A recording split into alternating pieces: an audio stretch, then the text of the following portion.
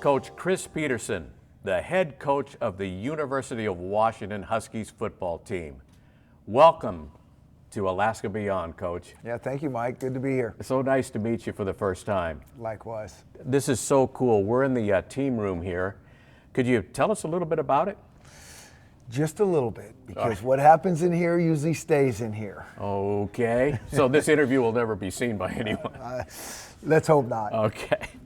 We're really blessed here at Washington to have first-class facilities, and this is one example. We got about 140 seats in here. We have about 110 guys on our team, and we spend a lot of time in here talking about football, but also about other things, about a lot of things about life. We try to solve a lot of issues in here, and we spend a lot of quality time in here together. Can you tell me how do you allocate the seats here? Is that a secret? Who sits where? No, we let them sit wherever they want to sit. Sometimes they tend to gravitate towards by position.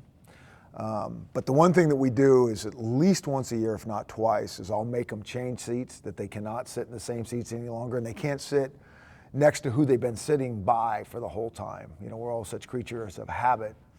And, in any big organizations, it's really important that we call it crossbreeding, that we get to know everybody. We have old guys that are 22, 23 years old, and we got 17, 18-year-olds, and sometimes those guys don't mix, and so we force the issue to make sure we're talking to all. Try to make sure everyone builds a relationship. All the time. We do a lot of things like that. We took a tour, the film crew took a tour of this entire facility when we came here this morning. And I looked around. I'd been to a lot of Husky games, but I had no idea about how wonderful and how amazing this facility is. Yeah. The question I want to ask you, when you accept the job and you started your first day of work here, how did you feel when you walked in here with all of this? Well, this is certainly, one of the many reasons that I chose to come to Washington, like I think a lot of our players, our student athletes would, but only one of them. It's never about facilities. It's never about the equipment we have. At the heart of everything to me is the people. It's people and culture. And so I felt so strongly about the people that were here, that the culture that was on this campus, was excited about implementing the culture that we know here. But certainly when you walk into a building like this, it's hard not to be impressed. It just blew me away. So I just wonder, what did Coach think on his first day? Oh, goodness. Well, I'd like to talk with you about your journey that brought you here. And when I talk about the journey, I'm talking about the things that happened in your life that got you pointed in this direction, things that influenced you. And in doing research on your background, I saw that you're from Yuba City, California. Yuba City. In the Sacramento Valley. Yeah. Nice, cool summers there, right? That's why I still like the heat to this day. I grew up in it, and it can't get too hot in Seattle for me. I tell you, when I have family in Sacramento and driving, coming out of the mountains into the Yuba City area, I just go, oh dear. Yeah. It's so warm. Yeah. So you grew up in that area. Can you tell us about your hometown, your family, and what it was like for you there? Yeah, a great place to grow up. It's bigger. It's probably twice as big now. When I grew up, I think Yuba City was probably 25,000 people and was connected to Marysville, so there was another 25 or 30 there. So it was on the smaller size, but enough to do. But really, it was a kind of small town feel where you played high school sports, and that was such a big part of what I did, and it was a great place to do it. Now, your dad was a football coach. My dad was a football coach. At community college level? Yeah, at Yuba College. And so the one thing that I knew for sure growing up that I was not going to be was going to be a coach. Why? It's funny. I say that and people laugh. I think this can be a hard job, and I saw a lot of the hard parts. Like all jobs are hard, and I saw a lot of it. I was such a competitive kid growing up that I would go to his games, and I felt like I cared more about winning and losing than maybe half of his team did. And I remember saying to my mom, I would never coach. I would never let these kids control my happiness. And so to this day, when son thinks, I don't want to hear it. You said back when you were 16 that you said you you didn't weren't want gonna to do do it. it, and you are. So that's on you. And you're running one of the biggest programs in the country. When did you first start playing football? In elementary school, or? Yeah, that's a good question. So again, my dad being the football coach, and all my buddies growing up were playing Pop Warner football, and the one guy in the neighborhood that was not playing was me. And I think I threatened to literally run away from home like every year that he said, no, you're not going to play. And I just didn't get it. Here, my dad's the coach, and all my buddies are playing. And he really just kind of thought I was too young to play. And so when he finally let me play, I think I was probably about 12. I ended up breaking my arm like in about 2 weeks into practice. And I was so crushed because I'm like, my dad's going to be like, I told you. Party's over. Party's over. It's like, dad's always right. And I mean, my arm hurt, but it was like my pride was hurt so much more. I was like, how could this happen? And I remember I had a cast on, and I come home and I could hardly even look at him. And he's like, because I just knew he was going to say, I tried to, and he's like, no, he goes, hey, that's part of the game. That's part of the game, and you could have done on your, and so it was interesting, even way back when, my dad being a coach, he thought there was a certain age when guys should start playing this game. And so I played that. So my arm healed, and I finished out playing Pop Warner football when I was 12. How old were you when that happened? I think it was when I was about 12. 12. And then I didn't play for a couple more years, really until I liked it. But I didn't play until I got back into high school. And really because I was into following my dad's teams and all that, and they kind of conflicted. So I didn't play anymore until I got into high school, football-wise. So your dad's a coach, and then you start playing. How did your mom deal with all of this football in the house? And how does she still deal with it? Yeah. I think my mom might be the most competitive one there, so I think she likes it. I think, she might have wanted to play back in the day if they would have let her. She's about 5'2", about 100 pounds, and she can be feisty. She enjoys it, and she likes it, and I think she really... She was out at all the games? Oh, yeah. She was always there and always enjoyed them. So you going through junior high and high school, what were your favorite subjects in school? That's a good question. Looking back I have an interesting story just with school in general, but I didn't love school. You didn't? No. And I tell our guys that all the time. And you can fast forward to me being in college at UC Davis, and school was hard for me. I really didn't like school. I was a psychology major only because those are the classes that I didn't hate. And, I did okay in school because I was prideful and I really didn't want to flunk out. I wanted to play football. And I'm a non-scholarship player. UC Davis at the time was non-scholarship. And so I remember calling my dad when I was a junior in college and going, Dad, if I wasn't for football, I'd be out of here. And he's like, great, keep playing football. And I'm like, huh?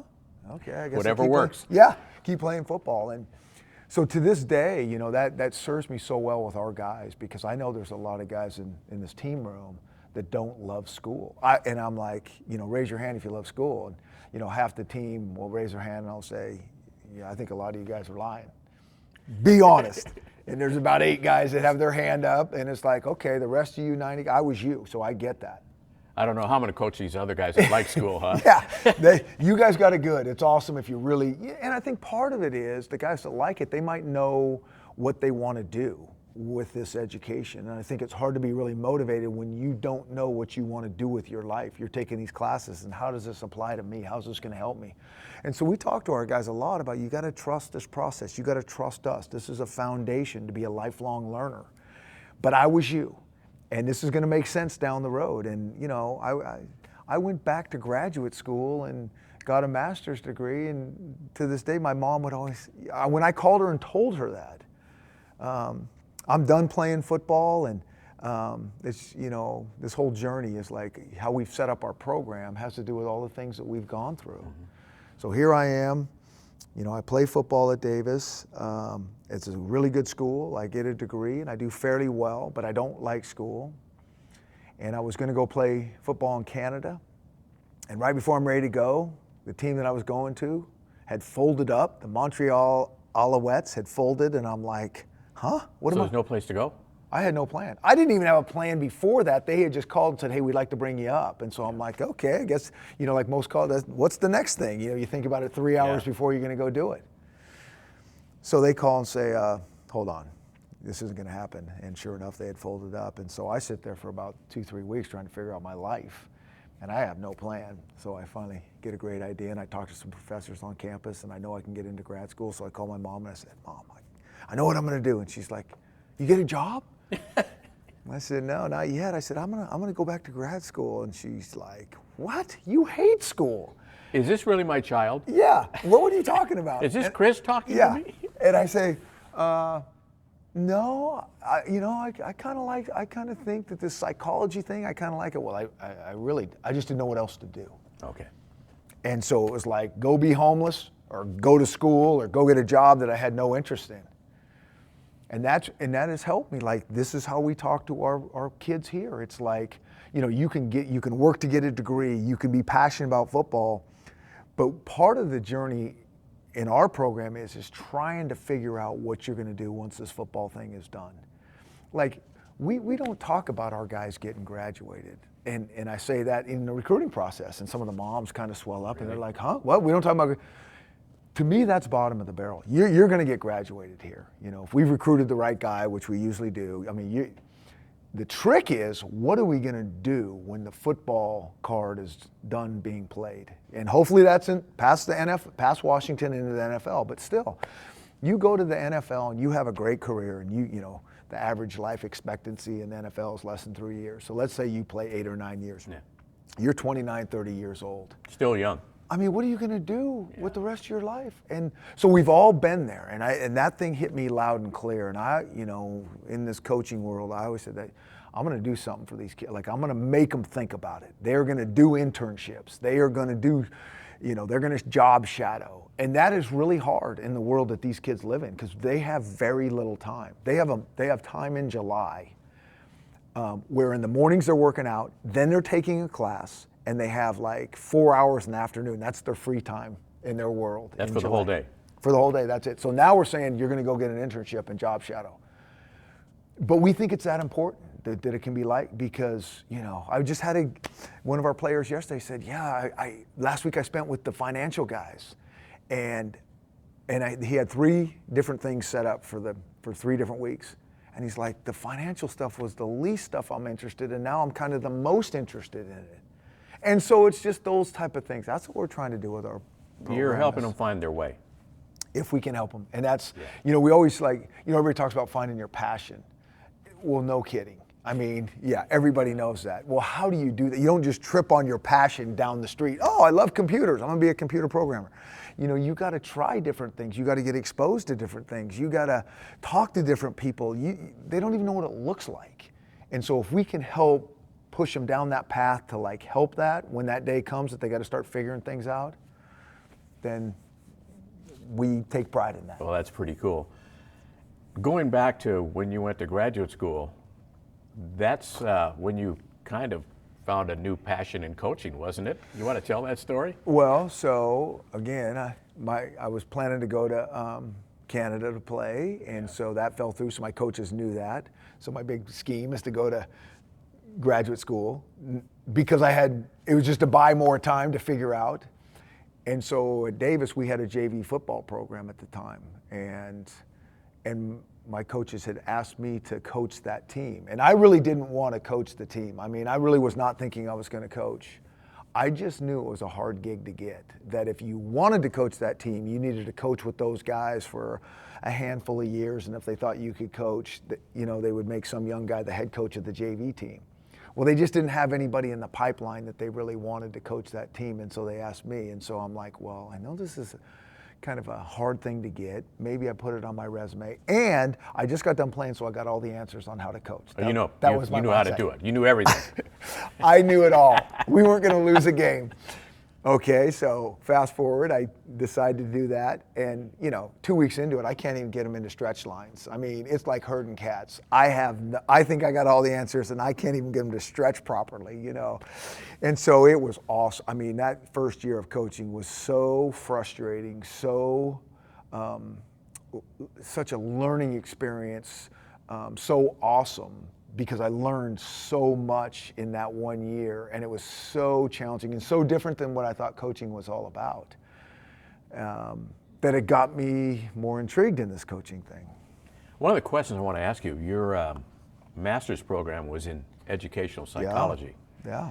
So you're in the classroom studying psychology and Yeah. how to motivate people and what makes people tick. Were you able to take what you learned in the classroom and apply it immediately on the field? A lot of it. So again, I was thinking I was going to be a school psychologist. That's what I was going to do, to work in the school district. And I'm coaching on the side. And and so I'm using some of these principles in coaching, and they're making sense. And, to answer your question, Mike, I always say this: if I knew I was going to be coaching, if that was going to be, I would have probably gone back to school and got a PhD in psychology, leadership, you probably could have, 4 different degrees and it'd still not be enough, like how to do this thing correctly. I think that's one of the beauties of the job that I'm blessed to have, is there's so many dynamics that are working in it. It's psychology, it's sociology, it's leadership, it's organizational skills, it's all these different things that you try to figure out along the way. And had I really known that this was what I was going to go into, I would have been more focused and maybe even gone back and got more education. So you got into a coaching program at UC Davis, which has been called a coaching incubator. Yeah. Can you tell us about some of the other great coaches that have come out of that program? Yeah, there's been a bunch of guys that have got into coaching, and Paul Hackett was a guy that coached in the NFL and the University of Pittsburgh, who I left Davis to go coach with back at Pittsburgh, and Mike Bellotti, who was the head coach at Oregon at one time, and Nick Aliotti, and Mike Morosky's the head coach at College of Idaho. And there's a bunch of guys that have been into this profession, and it's really because these guys they were game changing for us. They were so unique.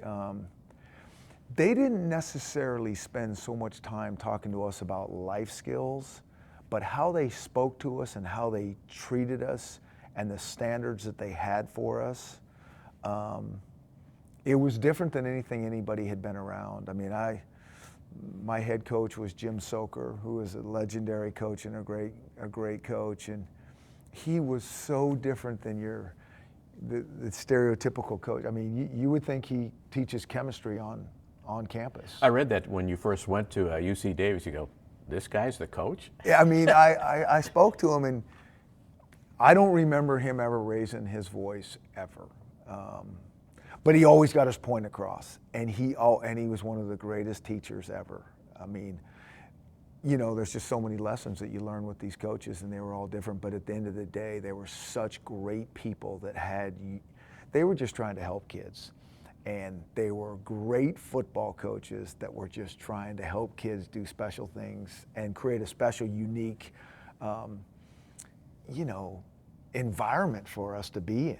And it takes you a while to figure that out. And then when you're part of that, maybe you want to give some of that back down the road. I don't know. Yeah. I've always said that culture starts at the top.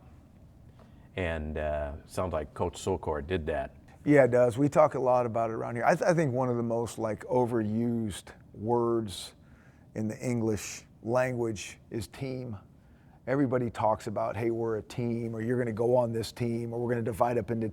And I don't think there's many. I think it's a group, a collection of people.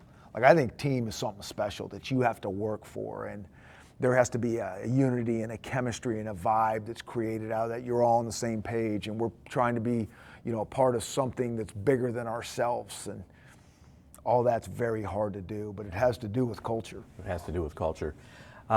You were in that master's program at the same time you were coaching. Mm-hmm. How did you manage your time?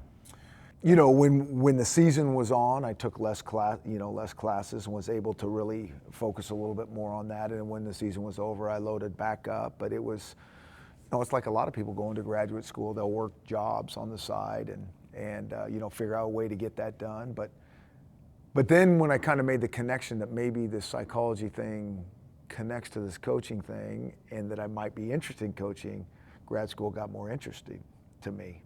And that's what I kind of go with the school. So if we can figure out what we're interested in, I mean, I think this has been well documented, but I think most experts feel like kids go to college probably too young. They need to get out in the real world and figure out a few things and then appreciate this. I think if I asked that question, how many guys really like school, if they'd been out in the real world, there'd be everybody raising their hand saying, I really like this. The real world's too hard. Oh, really? Yeah, if they've been there and had been exposed to that. Correct. Yeah.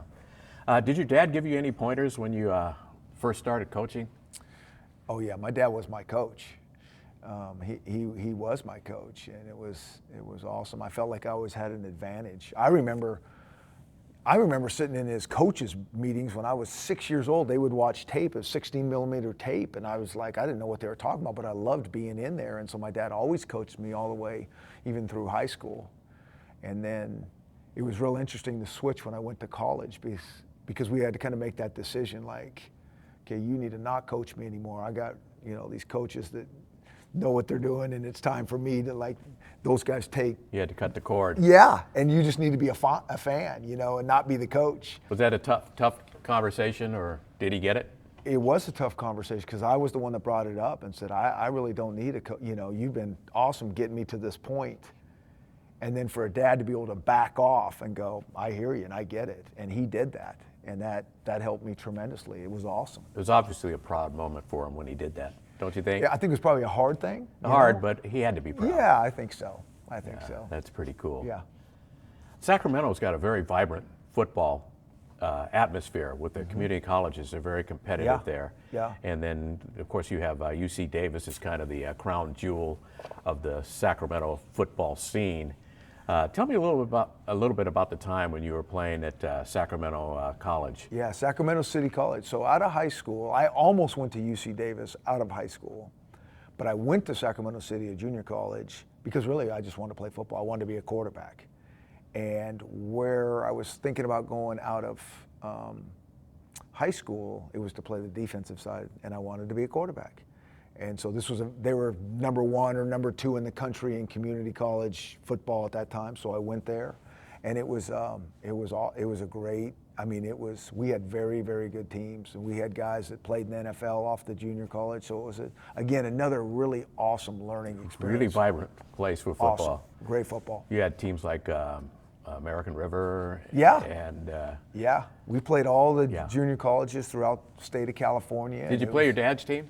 I never did. We did not play those okay. guys. That was a question I had when I was thinking about this. Yeah. So then you started moving up the coaching ranks at UC Davis, up and away from the freshman team. How did that go?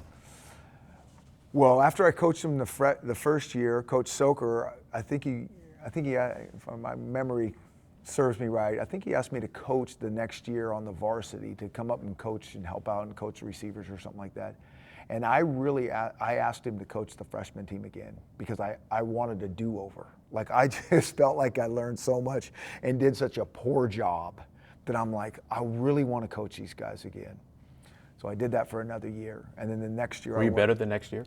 I thought it was, I was probably better. I was more organized. I had been through it. I felt better about myself and maybe the job that I did. I mean, the first year was just so shocking and eye-opening, like what people think coaching is and that they can do it. And because you know something, doesn't mean the guys know it. And to get everybody on the same, I mean, it was one of the best learning experiences I ever had. Even 30 years into coaching, looking back, those 2 years of coaching that freshman team at UC Davis was awesome. And you were coaching people almost the same age that you were. Yeah. So that's an additional hurdle that you had to overcome. It's one thing if you have a 35-year-old coach teaching freshmen, that's an old man in their eyes. Yeah, absolutely. And here's a guy that's 24, 25, or 23, 24. Yep. That's the head coach of the freshman team. Yep. But what I learned there is I really felt like, those kids, and we were all kids at that time. I mean, I was probably 22 or 3 myself, that they, if I treated them with respect and they felt like I really was trying to help them and I knew a little bit about what I was talking about, that they were okay for me to lead those guys, that they were good with, that if you just treat people a certain way, it doesn't matter. Age is kind of irrelevant. And if you know what you're talking about, and if you don't know what you're talking about, to say, I don't know this, like, people appreciate that. So there was a lot of that. And that transfers to everything. Transfers to church organizations, business, academics, everything. That whole attitude transfers very well. I think, Mike, everything that we do here football-wise, the big picture stuff, like, transfers to every organization. I think, principles of success are just that. They work everywhere. Time-tested truths throughout the time of man. There's certain just simple things that if we just stick to, they work everywhere. I see that Coach Sokar, who was your boss, had only one serious rule for the team. And what was that? I think his rule was like your helmet never touched the ground. And how about that? I mean, all this and so we have a handful of rules around. We have standards. I call them standards around here. But it makes me think about that with how I was raised in college, of like not having too many rules. And it's hard with our guys here. The kids that we coach here are under such a microscope that there's just a certain way to conduct business. So you could have a list of 100 rules. Like, no, we don't do that. And so we'd like to talk a little bit more around here about standards, like just the code of conduct, how to conduct ourselves.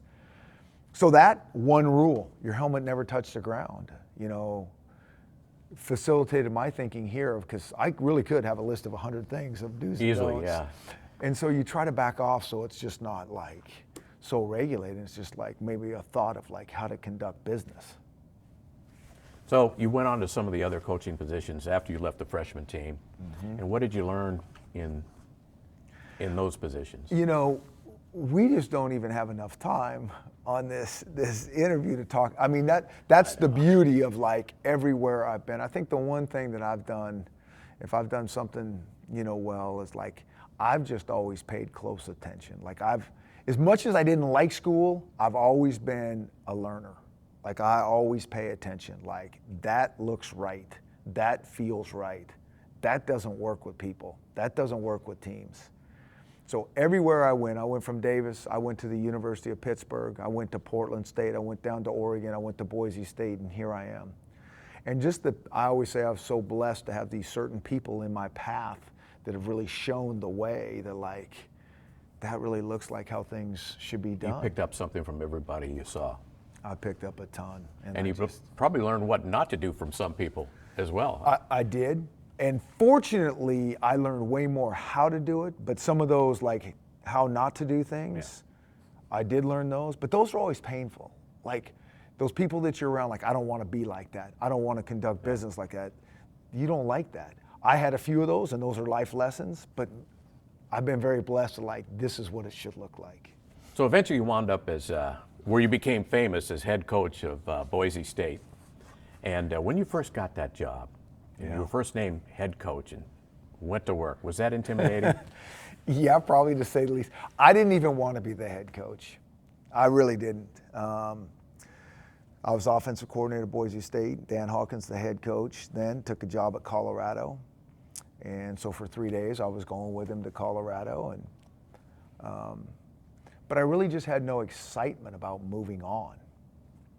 I was good with where I was. I liked the job I had, but I was kind of stuck. I would either go there, and I just didn't have that passion or that fire. Like, this is the next new challenge I need. For whatever reason, it just wasn't there. And so, we sat down and talked, and Dan Hawkins, I've learned a ton from, and he's just such an awesome person that he's now the head coach at Davis, by the way. Oh, is he? Yes. And it just goes around one big circle, doesn't it? The circle of life. Yeah. He said, well, they'll probably make you the head coach here if you want to stay. And I'm like, so I'm kind of trapped. If I choose to stay and I don't take the job, they might hire someone else, but they might not hire me to stay on and coach. And so what do I do? So I think, well, okay, maybe I'll take this for a year. And see what happens. See what we can do here. And it turned out really well. It turned out well, and so, I mean, the stage was set for us to do well. We had a good team coming back. I knew the culture. You put a few twists and turns, some uniqueness to yourself. And, you know, we end up winning all of our games, and all my buddies are calling and they're like, you need to retire and be done and get out. Move on, While you're because it ahead. will never be the same and never be as good. You know, we were very proud of Boise State. It's this smaller college that's in the Pacific Northwest that was just doing so well. And it was like our little brother, you know, for the sports fans in Seattle and Oregon and maybe even Northern California, this crown jewel sitting over there in Idaho that was cranking out all of these wins, and you became a bigger and bigger figure in everyone's mind, and we're just now learning what some of your secret sauce is. Well, it's not really even my secret sauce. Like, that's a special place, and there's you know, to do well, for any organization to do well, I mean, all the pieces have to be in place. You know, you can't just have good players or good employees. You can't just have a good administration. You know, you can't just have a fan base. You got to have it all to make special things happen. And so that's what's going on over there. It's a special place, and they got a lot of pieces in place. Boise's got a huge fan base there. They're passionate. Yeah. You love them. Yeah. And that's one of the things that I learned way back when. It's like, you want to be somewhere where they care about football, where they care about what you're doing. And that can be a good thing and that can be a bad thing, because a lot of people have answers and a lot of people are in your business. Oh, yeah. But that is where you want to be, is where people are passionate about something. That's one of the keys to anything, right? Yeah. I mean, for us, like figuring out what we're going to do well in life, there's got to be passion. And so if something's going to be special, some program, some business, there's got to be passion about it. Well, I think there's passion here at Washington, and I know there's passion over there as well. Yeah, there's a big tradition here at Washington football, and people in Seattle or Washington State, well, about half the people in the state of Washington are passionate about the Huskies. Right. And there might be some other school that we're not talking about today, which is still a very good school that garners the other half of the passion in the state of Washington. But that's the beauty of it. There's a lot of passion when those two, we get together. Yeah, and that's a lot what makes it special. Mutual respect. That's right. Yeah. Let's talk about OKG. Yeah. Which is a pretty interesting concept. OKG, so that's the term that we've used for a long time in our recruiting process for our players. It stands for our kind of guys. And there's so much misinformation about what an OKG is. In fact, there was so much misinformation when we came to Seattle and we're talking about it that everybody thought they knew what it was, that they didn't. And to us, it was almost a negative connotation that we almost got away from it, because they thought it just wasn't what it was to us. Like, an OKG to us is a big time football player that we think that we can have a chance to win and win big with. One of the best players in the country. And if you're not that, we don't go any further in this OKG evaluation. You can't get in the club. You have to be like something special football-wise. Now, we have like a real certain way we look at, like, what are we talking about here? I mean, is this just a general, like, one of the better players? No, it's broken down. We have 6 different boxes, and we're not going to divulge all of our secrets here in this interview, but I mean, it's very specific.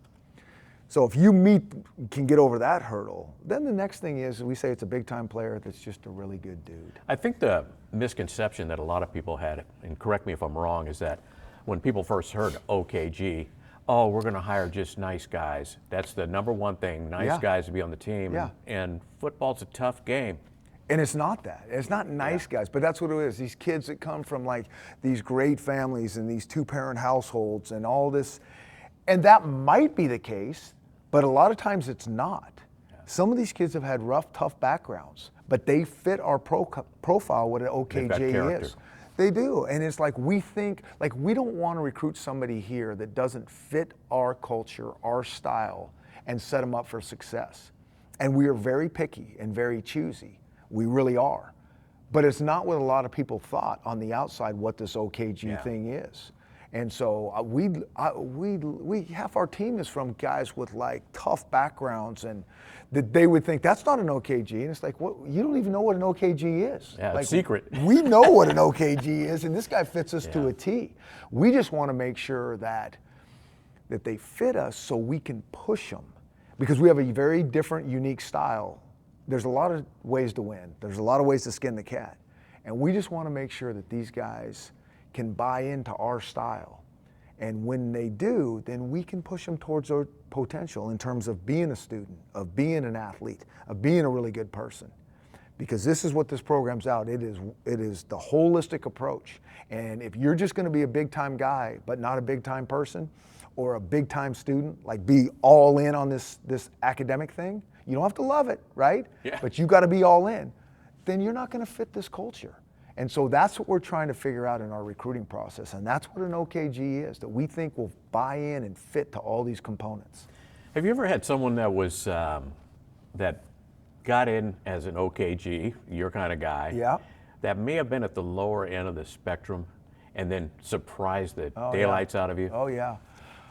And those are the stories that, like, this is what keeps you in coaching. This is what you love coaching about. It's like the guys that got it figured out, you know, and you know, we're talking about 17, 18-year-olds, so they all think they got it figured out, and very few do, right? But there's a few guys that are pretty squared away, and they're fun to be around. But that's not, you know, anybody can help those guys. We take pride in helping the guys that are at the lower end, and it's like we get them here the first year, the first few months, and we're like, whew, I'm not sure if old Johnny's going to cut it here. This is going to be tough sledding. But they slightly get it every month. They get a little bit better, and they're starting to figure. Yeah, they keep working. They won't back down. They keep buying in. Their skills get better. You know, how they treat people get better. The discipline becomes Grades better. get better. All that stuff. Yeah. The stuff they don't like to do, they get better at. Yeah. And that's impressive. And that is what this That keeps you all coming about. back, huh? That's what this is like all about. Like a great shot on the golf course. No doubt. It keeps you coming back. Yep. You got it. I heard you on ESPN 710 radio earlier this week. Okay. And you said you had your freshmen going through an intensive writing course. Yeah. Can you tell me a little bit about that? So that's the LEAP program that right now that they're going through. So we bring them in for a month, and we put them in it's an English writing class, and it is hard. And they are in it 5 days a week for a month. They are writing papers every day and rewriting them at night, turning them back in and rewriting them again.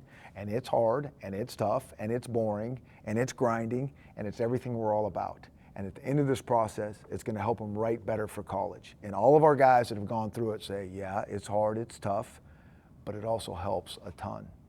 And so that's part of the, you know, the biggest part of college is writing, isn't it? It really is. And Yeah. everybody complains these days that kids can't write, that nobody can write. You know, it takes really a skill to be a good writer. I mean, even an email or what, you know, everybody's these text messages that are just abbreviated, and what is this? And so the skill of writing has gone away. And so this is an awesome thing that we put them through. And then we put them through the football part of things in our workouts, and the combination is a very intense month for these guys. You've been coaching long enough that you've dealt with several generational cohorts, millennials, Oh, yeah. Generation Y, Generation X. Do you see big differences in the kids as they come in? And if you do, how did you adjust your coaching for it? You know, I'd always get that question because I think every generation before, or every, you know, handful of years before, would say, these guys are so, even the kids would say, Coach, these freshmen are so different than us. And I'm like, I heard that about you guys when you came in. But to answer your question, I do think there is a difference these days that I'm feeling, that we're seeing. And I think it's twofold. It's not so much the kids. I think that the world we live in with social media has been game changing, some in a good way and some in a very bad way. And then you take these highly recruited kids in this intense recruiting world and put them through the social media and what it does to them. And it is a interesting process, and it can really work against us in a lot of ways. That's a big psychological impact on the kids.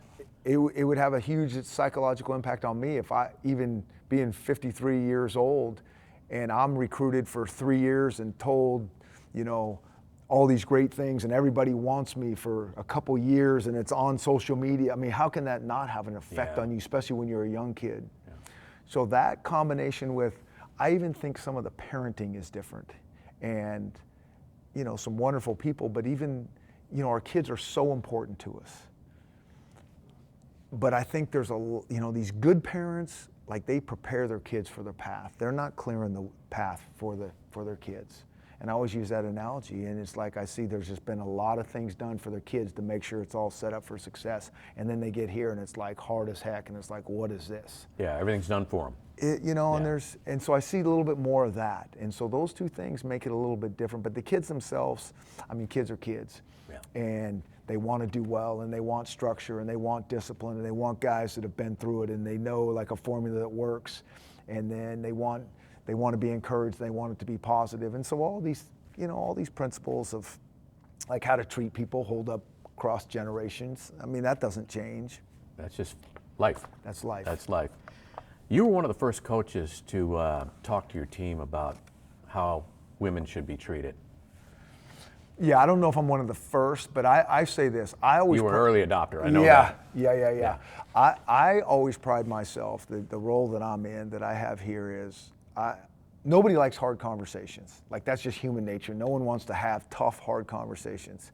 The role that I'm in, I embrace tough, hard conversations, whether it's with, coaches, people that work with me. I mean, that's just my role I have. I embrace tough conversations with our team, with our individual players. And we are going to talk about hard things that matter in life. Like, we are going to talk about women and how to treat. We're going to talk about sexual assault and things that are going on campuses. We're going to talk about Black Lives Matter. We're going to talk about things that are going on in the real world that are like touchy things. Because you can be here at Washington and we still live in a bubble, even with all the social media. Like, we're so focused on football and so focused on school, and I see what's going on, but we don't pay attention to it and talk about it and discuss it. Those are the things that I like to do. It's like, hold on here. Your parents raised you, and you might have had that sex talk way back when, and now you're in college, it's all good. It's not all good. Like, it's a lot more complicated as you get older. Yeah, it is more complicated, and there's more gray areas and all that. And we are gonna talk about this, and all the things that I've seen through my career. I've seen it all, and I'm gonna bring it up and tell you what I've seen and what I've been through with these kids. And we're not gonna make the same mistakes that have made before us. And so I embrace tough conversations, and I like that. And I think the kids, at first are always like, huh? But they appreciate it, because those are the things we should be talking about. Well, there's no other way they know about it if somebody doesn't talk to them about it. I mean, it's going on out there, and it's like, what is right? And, I just think everything comes down to education. Like, we just need to keep educating our people. You're a coach, but you're really a teacher. Well, there's no question about it. And really, in my role, I mean, I love football, and we spend so much time talking about it, but, at the end of the day, we probably get more enjoyment out of coaching life and helping these kids, like, use this football thing as a platform to springboard them into some, like, really cool things when the football thing's said and done. Do you ever have any kids that you coach come back to you, like in their late 30s or 40s now?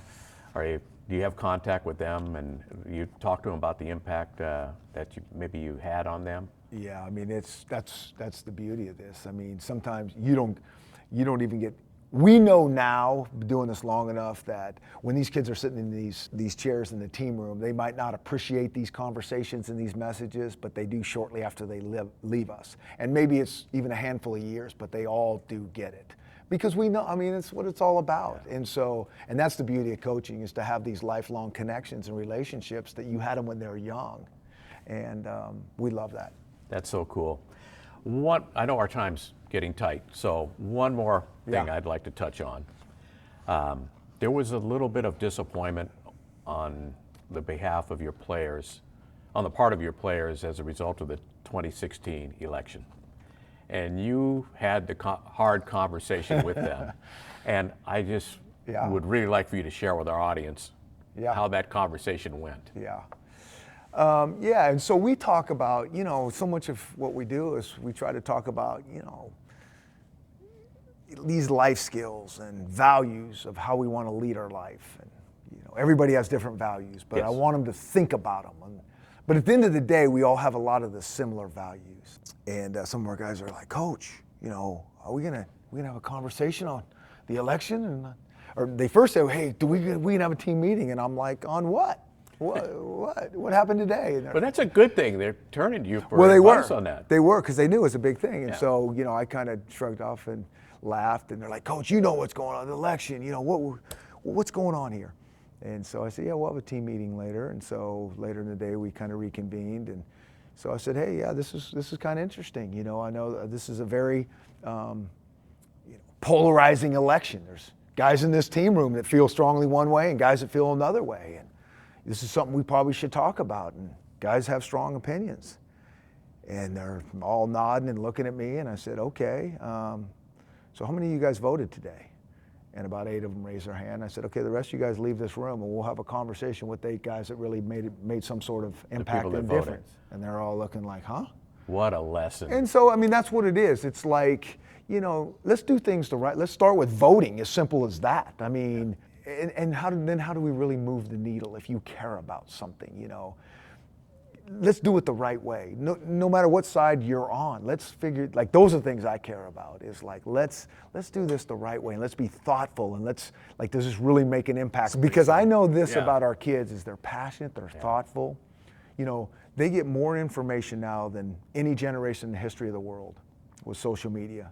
And so they don't need more information. What they need help with interpreting things that are going on in our country. And a lot of these things are hard to figure out. I mean, a lot of us don't have. It's not easy, and we don't have answers. Some of these things, I like to be able to give our guys answers, and I don't.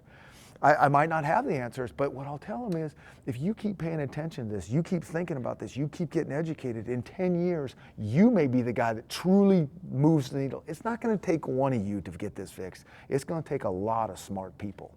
And we got a lot of smart guys in this room that I hope in 10 years are moving the needle outside of football to make us like a better place to live. And I know the kids that we have in here will do that.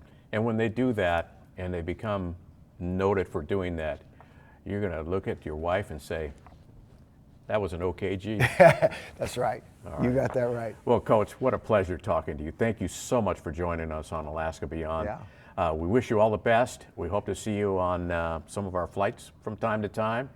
And I'll always be watching you, Coach, and taking note of the Alaska Airlines field at Husky Stadium. We like that. And with a big smile on my face. So that's awesome. Wish you the best, my friend. Thank you for having me, Mike. Appreciate it. Bye-bye.